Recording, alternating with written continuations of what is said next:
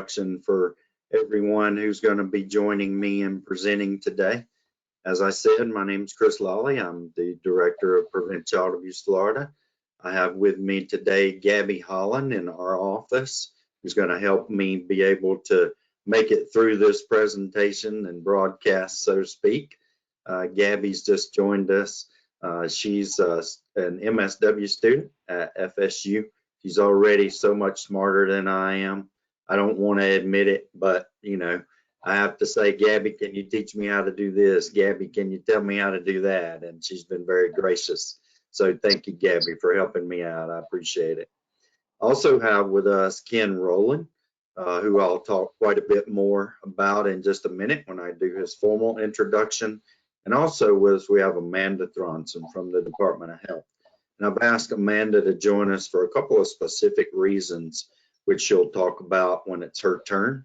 But I also want y'all, everyone out there, to know how many hats Amanda wears, and to help us all connect the dots in terms of sharing resources, having the knowledge, the information across the state. As I said to my colleagues a few minutes ago, I think we're doing a pretty good job of helping spread awareness of water safety. And even though we say water safety, we want to prevent drowning. That's what we want to do. We know how many children die every year due to tragedies such as not just kids drowning in the beach or drowning in swimming pools, but we lose a lot of kids who drown in bathtubs and sinks when they're getting baths, and who fall, toddlers that fall into mop buckets and 5-gallon buckets that are full of water. So we're going to cover a lot of territory.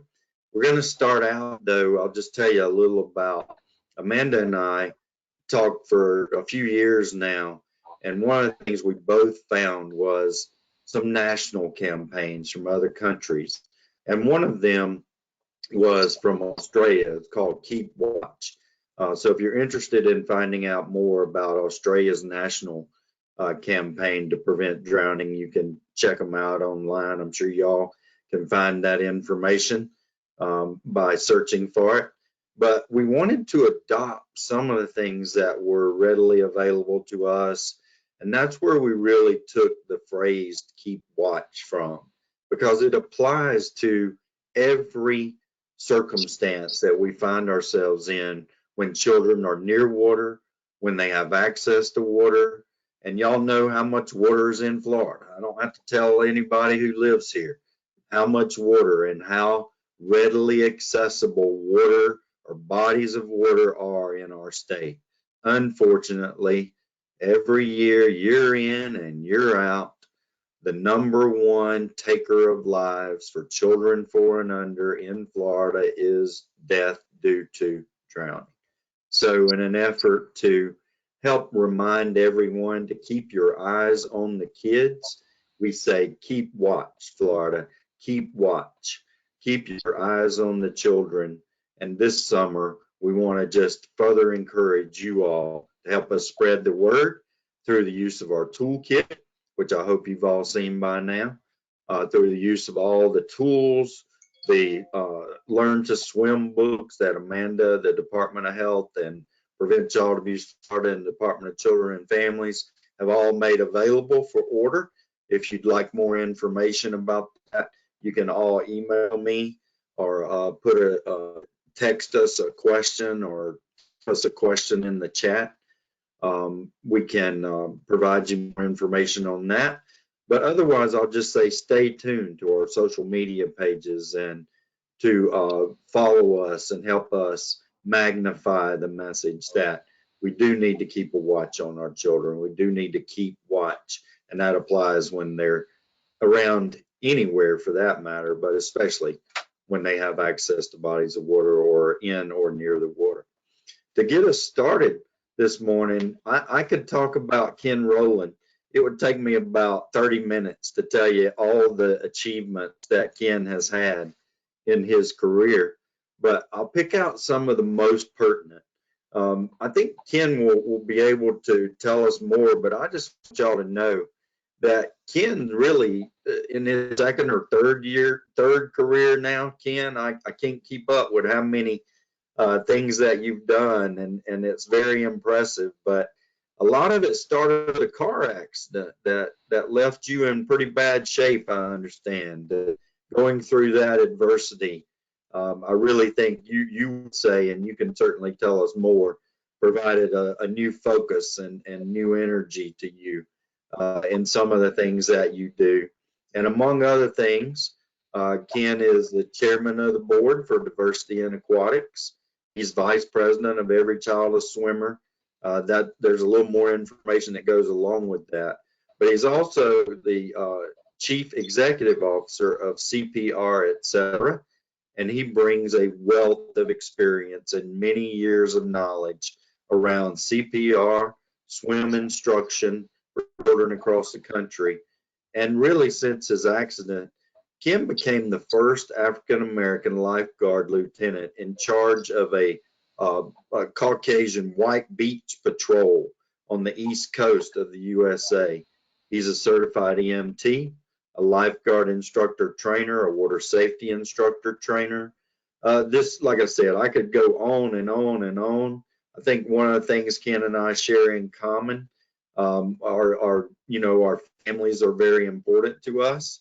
And now he has a chance to run his business with his son Jacob, and now his grandson Judah is in on the team. So he formed Swim Central in Broward County, and they provided swimming lessons to more than 650,000. That's more than 500,000 elementary school children. And get this, y'all, as I like to say, at no cost, at no charge. Ken's an innovator. He's also a musician, and he's tried to marry those, or has married those.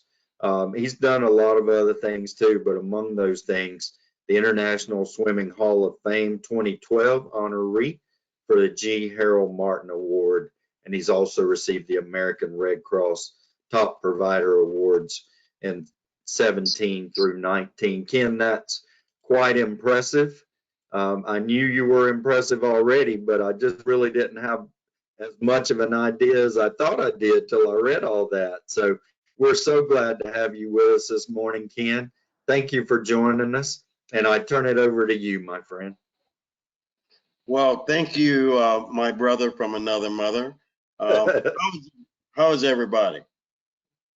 Give me a thumbs up if you're feeling good. So the main thing that this is all about today is to keep watch, Florida. We need to keep watch on our children. We need to make sure that we preach this gospel of water safety so that we can go all around the state, all around the world, just making sure that we can save lives and make a difference in people. So with that and no further ado, we're just going to jump right into the presentation here. Keep watch, Florida. So I want to tell you a little bit more about me. Let me just share a short little video. I am the African American Achiever for the, I got the JM Family Enterprise African American Award, Achiever Award. And here's a little video presentation that they had made up concerning this award.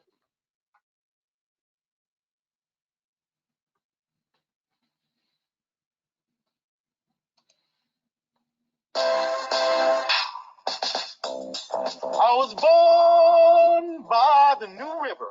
The New River is right there in the city of Fort Lauderdale. And I was born in this hospital called Good Samaritan Hospital, which is right down the street from Provident Hospital. My uncle, his name is Moses Buddy Wilcox, and he was a swimming instructor. And he was the aquatic supervisor at the Sunland Park Pool in Fort Lauderdale, Florida. And so at the age of 2, he threw me in the water, and I made it to the wall, and every day I've been swimming ever since. And you could not be a Roland if you did not know how to swim. I started helping with swimming lessons as a little kid, and then I learned CPR, and I became a junior lifeguard, and then I became a lifeguard, became a water safety instructor, and I started teaching people, and that was really the genesis of everything as far as my teaching people life-saving skills.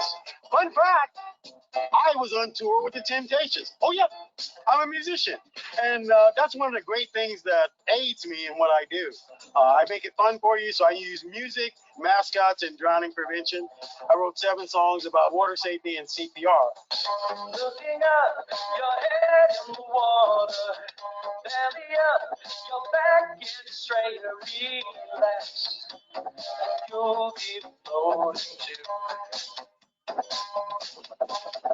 In November of 1980, I was in a bad automobile accident, and long story short, I had a near-death experience after the accident when they were trying to repair. My heart went into what's called ventricular fibrillation, where it was just quivering like this. And so they shocked me, and then it brought my heart back to its normal rhythm like this. And so that brought me back. And so I have what's called retrograde amnesia. I don't remember anything from 1980 back. Well, I had to learn how to walk and talk all over again. I knew how to swim. And one of the things that I had to do was every day religiously, I walked down the street from my grandmother's house to the pool, and we jumped in the water, and I swam my mile, and then I hobble back again with my cane back to the house. And I did this religiously until I was strong enough that I could actually become a lifeguard. One thing that I learned from that near-death experience is that life has purpose. And my purpose is to teach you, the public, life-saving skills. We are all here to do something. And so you have to find out what that is, and you have to groom it, and you have to work at it, and so that you can become the best at it. And so mentorship is one of the things that I want to constantly do, because I have reached this height. A poor guy from the projects, government projects. If I can rise to go to Purdue University and get a degree there and start my company now and train 650,000 children how to swim and water safety and teaching hundreds of thousands of people CPR, if I could do that, just imagine what you can do with somebody's help. Aquatics is an area that everybody can achieve in, especially African Americans. Everybody can float. Everybody can swim. And so all you have to do is learn those techniques. The African American was the greatest swimmer on the planet for thousands of years. So the myth that we don't know how to swim and we can't swim, it's just a myth. You can do it because I did it, and you can do it too.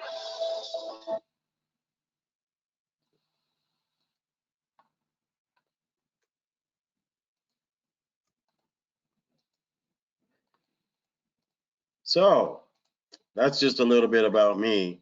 And I like to get the party started, because I like music. And so as the chairman of the board for diversity in aquatics, we all want to make sure that you understand that we do things together. We have to do things together. When the water rises, all boats rise. So as a partner with diversity in aquatics, we can do many things. And one of the things I want to share with you is one of the songs that I wrote concerning water safety. All right, now here we go. Are you ready? Are you ready on the left? Are you ready on the right? Now, when people play soccer, they kick a ball. And some people like to play kick the can. And older people say, when people dance, they kick up there. But this ain't about kicking your brother or sister, and it ain't about kicking your dog. It's a kick that moves you through the water. It's a kick that moves you when you swim. Because swimming is a happening thing when you got that funky kick. Yeah, swimming is a happening thing when you got the moves.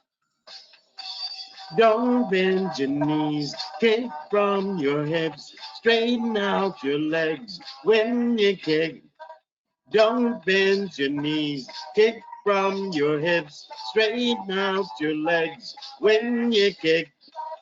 Don't bend your knees, kick from your hips, straighten out your legs when you kick. Don't bend your knees, kick from your hips. Straighten out your legs when you kick. Now, one of the things I want to show you is that you have to put your head down when you swim because it's all about moving through the water. Now, put your head down. Put your chin on your chest. Put your head down. You fly like the rest. Put your head down. It makes you swim best. Put your head down. Put your chin on your chest. Everybody say, ho, ho, ho, ho, ho, ho, ho, ho, ho, ho, ho, ho. Are you ready? 1, 2, 3. Put your head down. Put your chin on your chest. Put your head down. You fly like the rest. Put your head down. It makes you swim best. Put your head down. Put your chin on your chest. Now hold up. Wait a minute. Everybody hold your hands up. You're going to close the fingers. Are you ready? Here we go now. Dig. Everybody now dig. Dig when you swim with your hands. Everybody now dig. Dig when you swim. Hold up. Wait a minute. I think we have to say this again. Are you ready? Dig. One more time. Dig. Dig. Everybody now dig. Let me see you dig. Dig when you swim with your hands. Everybody now dig. Dig when you swim. Hold up. Wait a minute. Let's put a different stroke in it. We're going to pull the water back. These are the motions of swimming. Pull that water back. Stroke.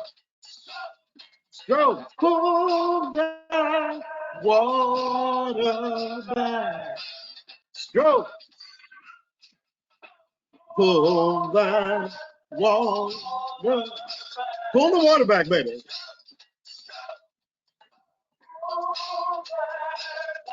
Okay, now we're gonna raise the roof. We gotta celebrate this occasion. Are you ready? I got the power. This is the hour. This is the water, and I can swim. I got the power. This is the hour. This is the water, and we can swim. I got the power. Raise the roof, baby. This is the hour, and we can swim. I got the power. This is the hour. This is the water, and we can swim. All right. Now that we got a little things happening here, we're going to stop things. And I want to make sure that you understand our focus. And our focus really is focusing on the underserved in the water safety education arena. You know, these are facts, and these are some background information here. And so there's a lack of instructors in community-based aquatic programs who look like people like me. And many times you don't have empathy for those folks, especially if you don't come from that particular demographic. And so there is an aquatic minority gap that has deep roots in American history here. In the early 20th century, many pools were racially segregated and few were built to serve the Black community. So there was a limitation as far as the access to water. There are inequalities that are compounded by widespread misconceptions fueled by flawed academic studies stating that Black swimming ability was compromised by a buoyant deficiency. So according to John Cusack, who is a former USA swimming diversity specialist, these long-held beliefs were still so potent that you don't teach children how to swim, you're putting your grandchildren at risk. If you don't teach them how to swim, you're putting them at risk. Many Blacks and Hispanic and Latinx children view swimming as a white sport. And so what we really need to focus on here is that nearly 6 out of 10 African American and Hispanic Latino children are unable to swim. So this truly is an underserved segment of our community. And these are the folks that are drowning and drowning at a significant rate higher than their white counterparts. And also, don't forget, there is a big disparity too when we talk about gender. Girls have various barriers too that are different than males, and that makes them kind of uncomfortable into pools as well. So our vision with diversity in aquatics is to empower communities to have equitable access to SMART. And SMART means you want to make sure that they're water smart. You want to make sure that they understand the swimming methods and rescue techniques that will save their lives. So our mission basically is we started a Teach One, Save One project, which focuses on efforts to promote saving lives by educating them. These are like our pillars that we establish our program on. We want to educate folks. We want to promote water safety, and then give support to everybody right around the nation, as well as throughout the state and throughout your neighborhood right now. We strive to provide a platform that empowers voices to create change. We develop a collective resource of aquatic professionals, athletes, and enthusiasts, and we enable communities with the necessary tools to eliminate the drowning disparity and provide opportunities in aquatics among the underserved populations. Here is just an example of some of the current needs in aquatics. We have to address and eliminate barriers. There are many barriers to action when it comes to the aquatic arena, and narrowing that great disparity when it comes to those drowning statistics and drowning access to water. So we need to increase water safety and drowning prevention awareness and education, and we need to curb the drowning disparities. So you need to keep watch, Florida. You need to make sure that you understand the motions of swimming. You want to make sure that you know what to do in the event of an emergency. You know who to call, and you know who to reach out to. And there are many organizations throughout the state, throughout your community, that are just waiting for you to engage with them, to help them, because people really truly want to learn. And as our state opened back up after this COVID-19 scare, we just want to make sure then that we let people know that having equitable access to water and to remove some of these barriers to action really is paramount in saving the lives of many of our children. Hey, wrote a song about it. Want to hear it? Here you go.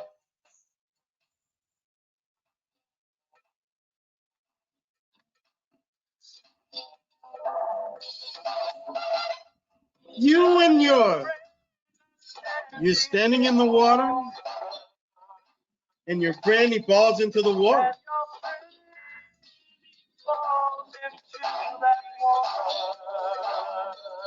But you may be the greatest swimmer.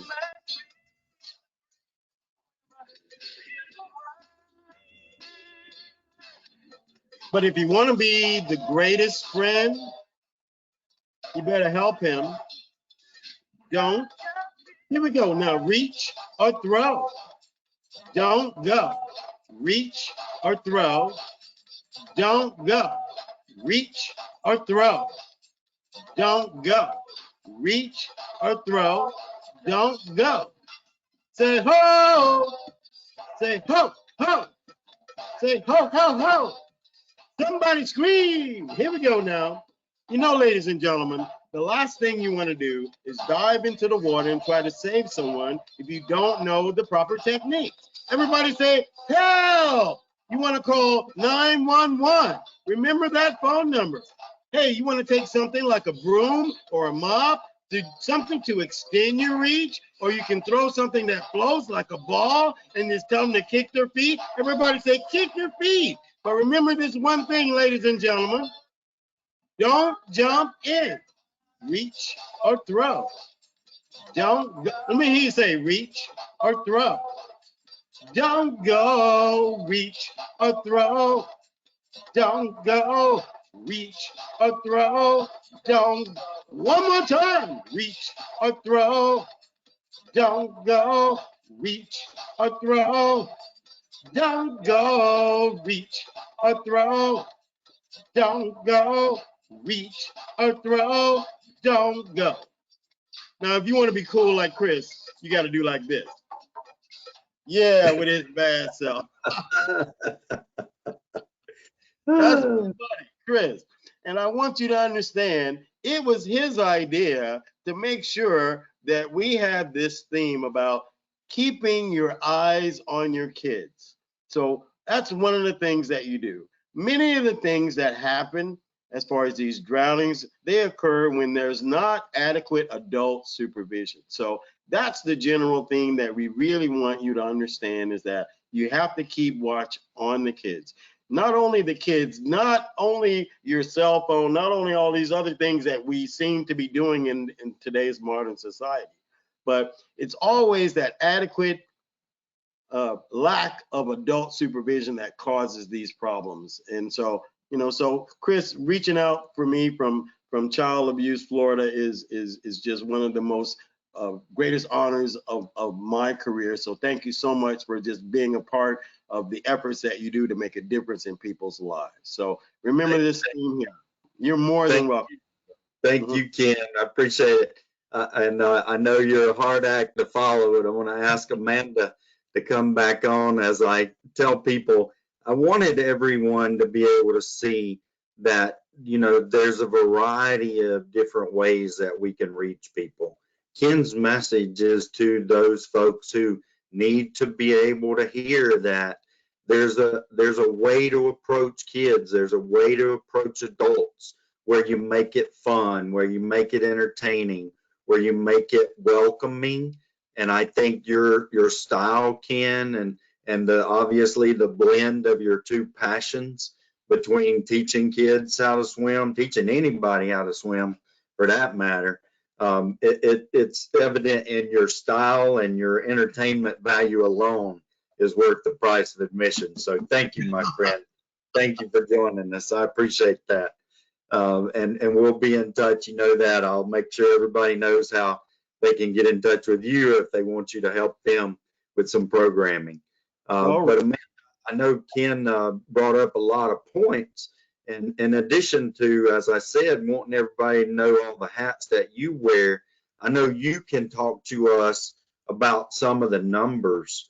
And I'm going to change over and start showing some slides so that you can make sure that all of us are aware of what is going on, so that we can know, you know, where the numbers come from. We can understand the differences when we start talking about, you know, well, how many kids drowned due to this, or how many kids, you know, did we say that was due to the reason why Ken mentioned inadequate supervision. So I wanted to make sure that I get these up for you to be able to look at. And now, as I try to do exactly that, then I'm going to say, hopefully, people are going to be able to see my screen. And I don't think I'm quite there yet. I can see your screen. It's just not in presentation mode. Okay, good. Okay, because to me it looked like it wasn't there yet. How about that? There we go. That's good. Thank you. Take it away, Amanda. You might want to downsize the webcam bar. There you go. Thanks, Ken. That was going to be hard to follow. How is the reaction to the kids when you start singing to them? I bet it's just phenomenal, because little people love music. Well, one of the things I try to do is use music, mascots, and drowning prevention, you know, so I try to marry all my skills together. So I want to motivate them with the music and give them something they can associate with. That's why I have a Barney type character. And then repetition, you'll see repetition, and then use of senses. Can you feel it, touch it, hear it? You know, so that's what it's all about. The all-encompassing learning technique. Yeah. So hello all, I'm Amanda Throndsen. I work for the Florida Department of Health in the Violence and Injury Prevention section.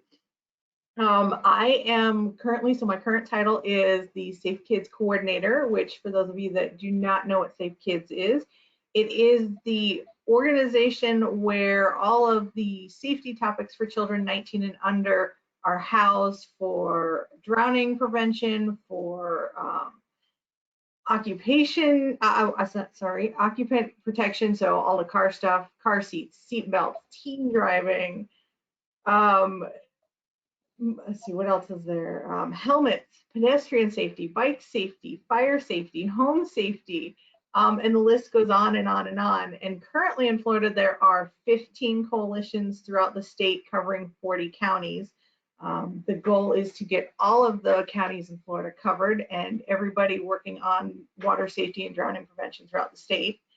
And then not only do I cover all that, I also am the co-chair for Water Smart Florida. Water Smart Florida is the state drowning prevention coalition where people from organizations across the state get together, work on messaging, work on figuring out how do we reduce the drowning numbers in Florida, how do we get information out to everybody, what programs are available. And we've been working on that since I've been here at the Department of Health since 2019. So I've been working on it for 2 full years straight and trying to build and get more people involved and find the right people in each of the organizations that has a stake and has something to bring to the table and knows how to reach into their communities.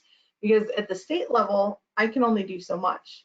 But at the community level, you all can do fabulous and wonderful things. And where Ken is at in Broward County, that is usually where we look for our inspiration because they do phenomenal things down in Broward County for drowning prevention and water safety.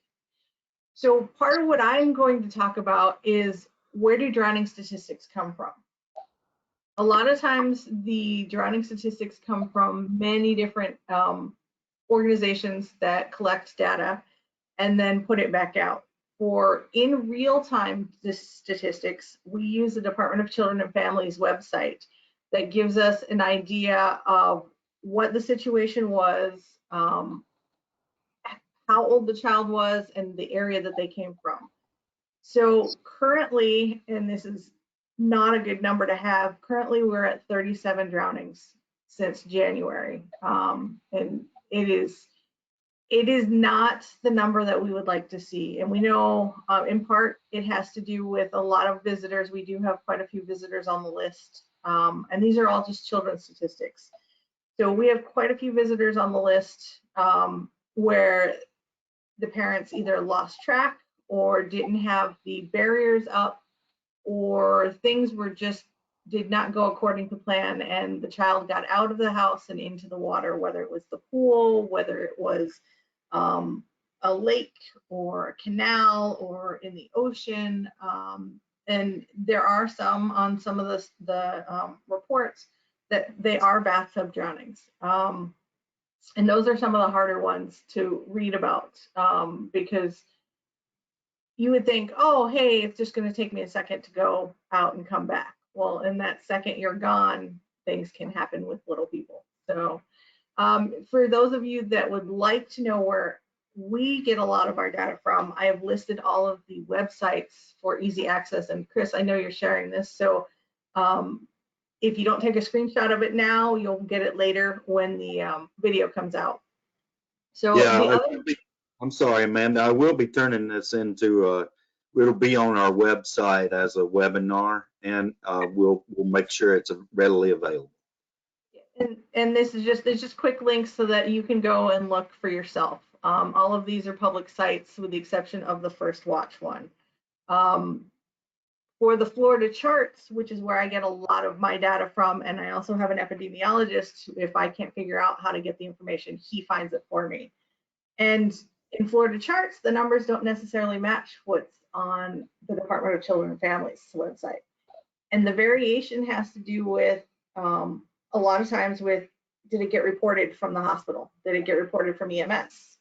If it didn't get reported, then it's not going to be on that list. It also may be something that with the older kids, those don't necessarily go to the Department of Children and Families. So a lot of times the kids that are in their teens, their story, we don't get to see what it is. And I would love to see a lot of those stories, just because most of the time we know it's in natural water or open water, but we don't know the circumstances around it. Whether were they with friends, were they by themselves? Those kind of details, you know, you can learn and figure out how to work out messaging so that you target the right audience with the right messaging so that they understand what it is that you're trying to tell them. And I forgot, that's part of what I do also with the my section here, is I help work on marketing and messaging so that we're working on the correct way and the best messages that reach to the public that go, oh, hey, I didn't think about that. And it's important because when you, as all adults know, that when you're told you got to do this and you got to do that, everybody's like, no, sorry, not doing it. So we're figuring out the best way to approach people, and with numbers it helps. So we also use the CDC website, and the CDC has everything listed in really easy to read blocks. So if you go into it, you look at it, and currently drowning for ages 1 to 4 is the #1 unintentional injury for that age group. It is the second leading cause for unintentional in ages 5 to 9, which that's quite a few children. And when you look at the numbers for Florida, while our rates might not be that high because the population of children is not very high, our numbers are high, and our numbers have been high, higher than majority of the rest of the country for the last 20 years. So when you look at numbers, just remember that you might not always get the exact story, the exact number, but it'll show you a trend, it'll show you a pattern, and it'll show you where in the state things are happening. You can also start looking at weather data.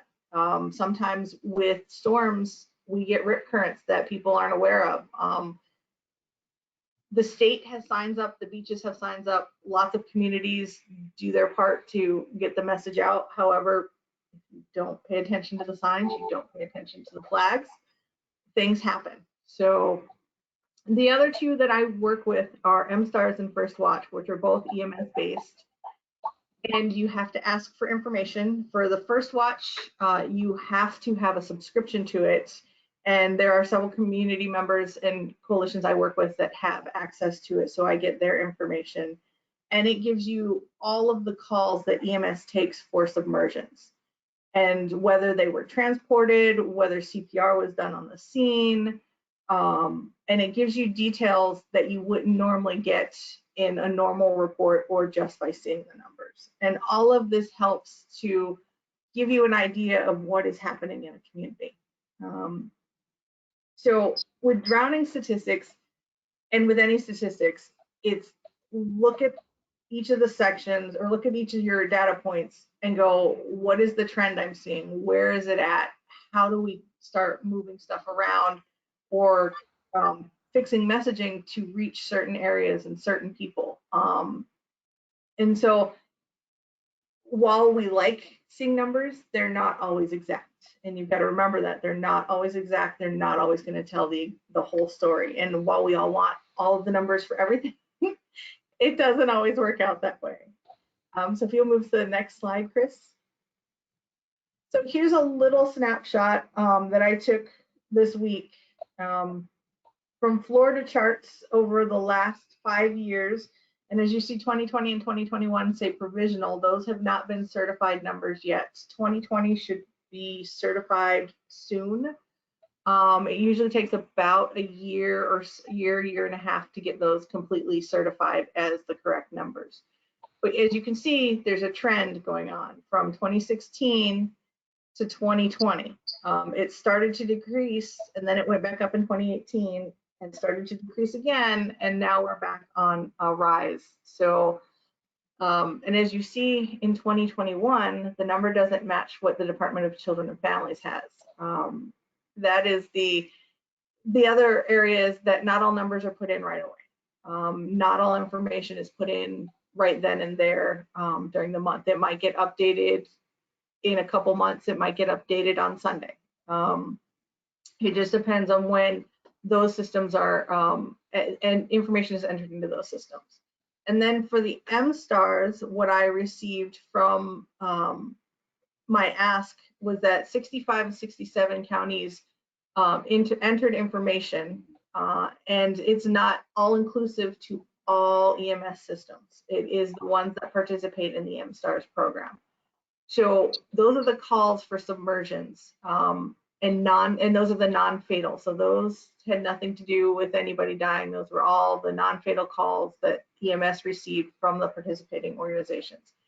And as you see, the number continues to climb year by year by year. We will go to the next slide. Sorry, Amanda. No worries. So fatal versus non-fatal. Fatal means death. That is the worst case scenario, the numbers that we don't want to see. That is the numbers that we're seeing right now are trending up, and we want to work on those not trending up. The non-fatal ones are the harder numbers to find. It has to, those of you that work in water safety and drowning prevention, you in your local communities, if you work with your EMS and your EMS systems, they may, and your hospitals, they may be able to tell you more accurately of how many cases and how many calls that they've taken for submersions, that are non-fatal.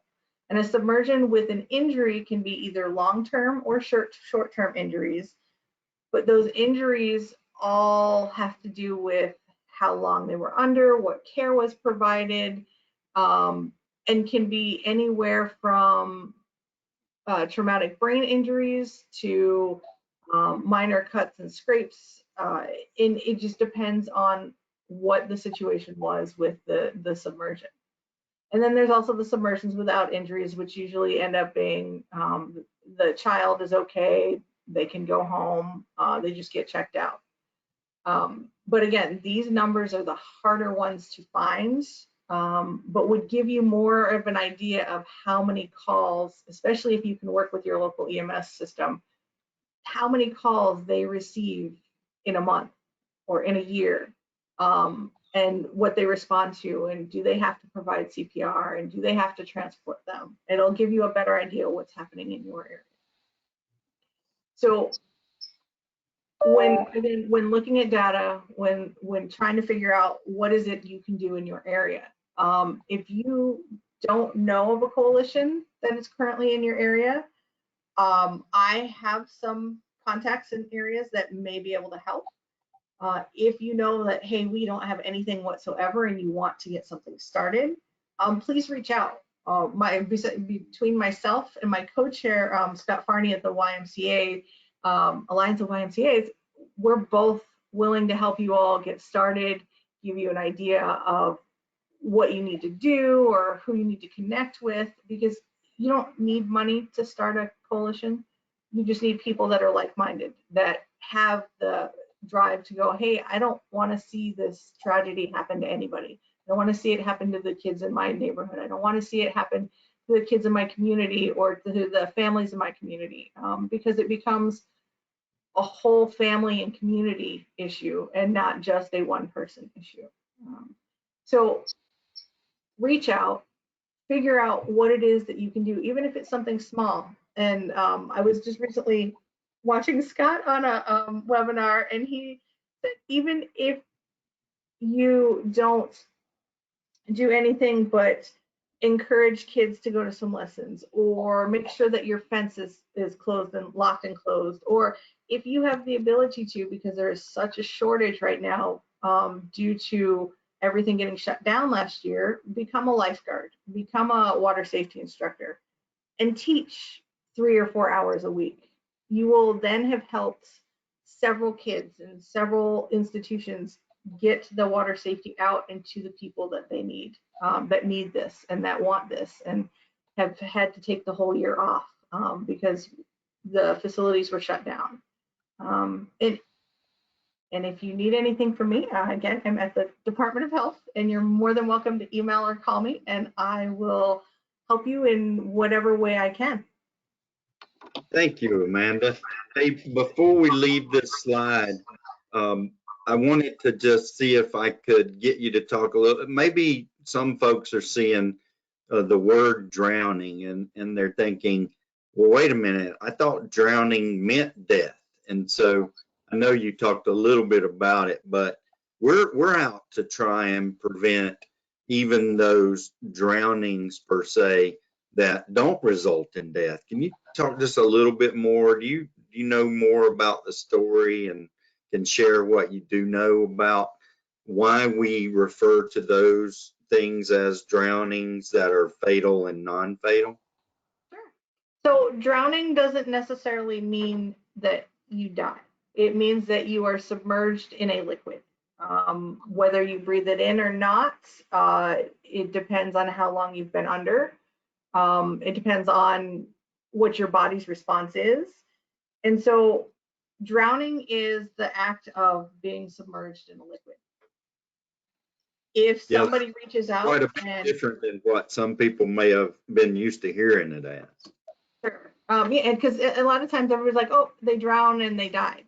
Well, that might not be the case. They may have been submerged under the water, not been able to get up. Somebody reached out, picked them up, put them on the side of the pool, asked if they were okay.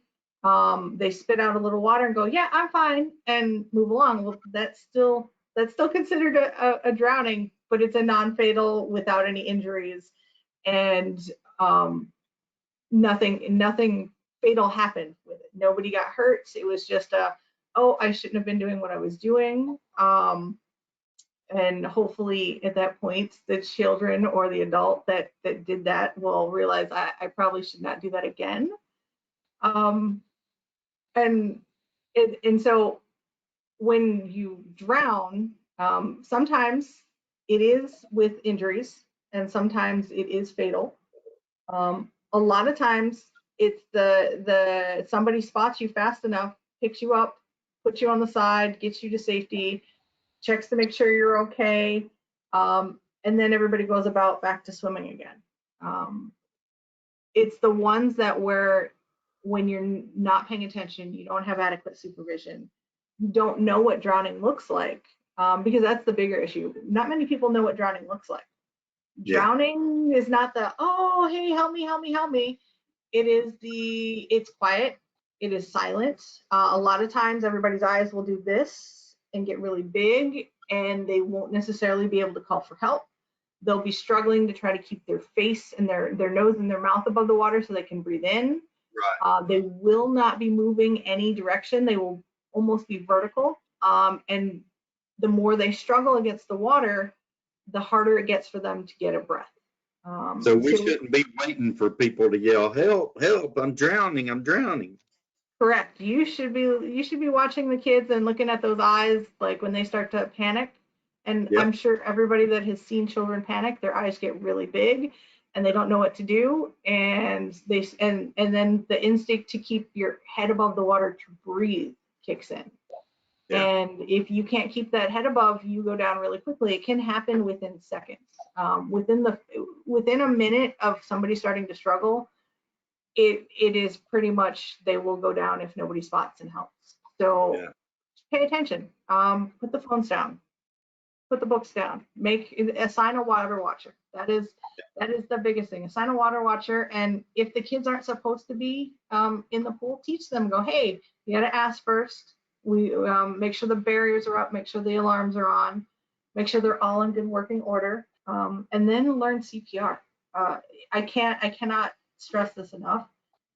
Even if you learn it once or twice, you start to remember, oh, hey, there's safety things I've got to remember, that like something could happen. Just just be prepared. There are lots of little things you can do around your house to make sure that you already do to keep your kids safe. You put the plugs in the wall so they don't stick their fingers in the outlets. You put the sharp knives and everything up so they can't reach it. You put the locks on the doors. This is just one of those extra safety measures that you can do with your Prevention, yeah. Well, thank you, Amanda. That's great. I know that numbers are can be really helpful and they can be somewhat deceiving. So I just wanted everybody to have a sense of why the numbers may look different on one place as opposed to how they look on another one. And just to remind everyone, there has to be a reasonable suspicion of neglect, we're talking about mainly, for them to even appear on the DCF website. So we know there are a lot that don't make it to that for lots of different circumstances. But I want to use this opportunity and ask if you'll help me really to talk about our Water Watcher campaign. So for those of you who aren't familiar and who don't already know, we have some great videos on preventchildabusefl.org. Amanda did us a great favor a couple of years ago now, I guess, Amanda, and had the Water Watcher video cut down to 30 seconds so that it can be turned into a public service announcement. It can be aired. So if anybody's interested in that, you can reach out to either of us. But we also have Water Watcher tags and lanyards, and you know, we talk about the barriers in a couple of the videos that we have too, and how important those barriers, adult supervision, keep your eyes on the kid, all of it is like a package deal, so to speak, you know. So I want to make sure people know that when we say keep your eyes on the kids, be a water watcher, we're talking about literally watching them while they are in that water. And I had, unfortunately, an occasion when I was an investigator way back in the early 90s. I got called out on a call on a Sunday afternoon where there was a family gathering. There was a big barbecue, cookout birthday party. And unfortunately, the kids were all in the pool and all the adults assumed that someone else was watching the kids, and the other adults assumed that someone else was watching the kids. And sadly, one child drowned, and it was a fatal drowning. And so, unfortunately, you know, I've seen that impact on people. I've seen, you know, the sad reality around parents who have faced that reality.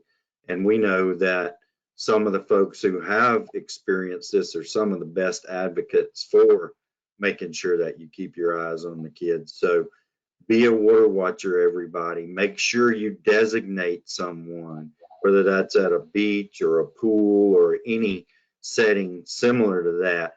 Make sure you know someone is watching the kids at all times, and learn to recognize the signs like Amanda's saying. We don't want that to happen to anybody. So we talk about being a water watcher, and we try to make it fun, but in reality, it's a very serious situation in that we need to make sure we know who's watching them. Anything else you want to add to that part, Amanda? No, it's just it takes more than just one thing to help keep kids safe in the water. Supervision doesn't always cut it, barriers don't always cut it, but when you start working in combination and putting the layer upon layer of prevention in place, right, it becomes safer for everyone. Yeah. So, and those water watchers, yeah. Having redundancy and barriers and supervision and door alarms, and so many of those kids who are on the Department of Children and Families website, you can read about them, and a lot of them walk out of the house or were left unattended or unsupervised, so to speak. So we know what a difference that can make. But redundancy and using the layers, as Amanda says, I think is really one of the best things we can say. Put these into place, and then you'll be more assured that you've done everything you can to prevent a tragedy from occurring. And there are water watcher tags for lots of organizations. So if Chris runs out, the Y's have them, other drowning prevention agencies have them. We have a digital copy on the Water Smart Florida website. And I unfortunately have run out, so that is on my list of things to get so that we have more. But it's even if you don't print it out, just make sure that there are adults aware that somebody needs to be watching that water when the water activities are going on, and that the barriers need to be up when they're not. Yeah, I also want to make sure everybody knows, you mentioned some of the groups that are working. The Y is doing this, you and I are doing this, Department of Children and Families. There's a huge coalition that's coming together to try to prevent these sad tragedies from occurring. And I think we're really making some progress. So I just want to encourage everybody, if you need ideas, if you want inspiration, you can call on people like Ken. If you need tools and tips and videos and that kind of thing, you can call on Amanda and I. We'll work to get you everything we can to make a difference in your area. And we really want to see people enjoy the water. And Amanda, I know you had a lot of experience in and around the water and working in those careers like Ken mentioned. I think it's just an awesome thing. The waters can really be a healing place for people. I believe it's a relaxation. There's this a thing called the blue mind, and we'll have Ken back at another time maybe to talk about that. But there's a lot of career opportunities for people, whatever walk of life they come from, right? You've done a lot of that kind of thing in your career, right? I have been a lifeguard now, and I keep my lifeguard certification up for 27 years. I've had it now, and I've been an instructor for 25. And I'm an instructor trainer as well with the Red Cross. So I do teach instructors, and I've gotten the opportunity to travel overseas. I've worked for the Red Cross. That's their mission is one of my favorites, is to alleviate human suffering. And when that's done, the Red Cross's job will be done. And so, with that, it's making sure that we as professionals and that have been in this arena reach out to our communities and go, hey, did you guys know this? And did you know we offer this? And how can we help you? And reaching into the schools and going, hey, great opportunity for kids to start off a career. Many of the people that are lifeguards become EMTs, become firefighters, become police officers, become doctors, become nurses, lots of medical field people. It's amazing where that leads them, because being a lifeguard is a skilled position. You have to learn. You have to know how to swim. You have to know how to make split-second decisions. You have to keep your CPR certification up, and your first aid certification. That was me. I was the first aid person, so I always patched everybody up. Yeah. Well, I really appreciate you taking the time to be with us this morning. And Ken, I want to give you a chance to make any final comments. And one thing I know that you and I have talked about before, I just want to give you a chance to make a comment on too, is that not just the opportunities, but man, you talk about, my experience around the water and being a lifeguard and all that pales in comparison to yours and Amanda's, of course, but I see so much self-confidence that's built and self-esteem that's built from being successful in these types of situations when you make it through a course like that, not just life-saving, but whether that's CPR or anything, that gives us all a little more confidence. But boy, when I've seen kids 15, 16 years old who have gone through the lifeguard course, or certainly the water safety instructor, the confidence and the pride that I think just helps increase self-esteem and realize that you can help others like that. So Ken, any final comments that you'd like to make? Well, one of the things I have to say is that there are many, many avenues. All roads kind of lead to Rome. We need to take a multi-sectorial approach towards creating a sustainable program, whereas we can incorporate the concept of the blue mind. We can have restorative justice and community building. We need to have cradle to careers kind of pathways for folks, for the youth, for our communities, and adult programming. You know, we have things like lifeguard candidate schools, or making sure you come in touch with even insurance companies that help sponsor swimming lessons, like Community Care Plan does. You know, you need to have the fear to fun and all that sort of stuff. And swimming methods and rescue techniques are essential to learn. Yeah. Well, thank you both for being with us today. Thank you to everyone who's joined us. We really appreciate it. And I will make this available. It'll be on our website sometime next week. So everybody can come back to it, view it, refer to it for other people. And you'll continue to see information made available through our social media pages, as I mentioned in a couple of the bulletins that we've sent out. Don't forget, let us know if you want to use the videos. They're there for you to be able to share on social media, but we can also make the one that was shortened for television and radio available to you all.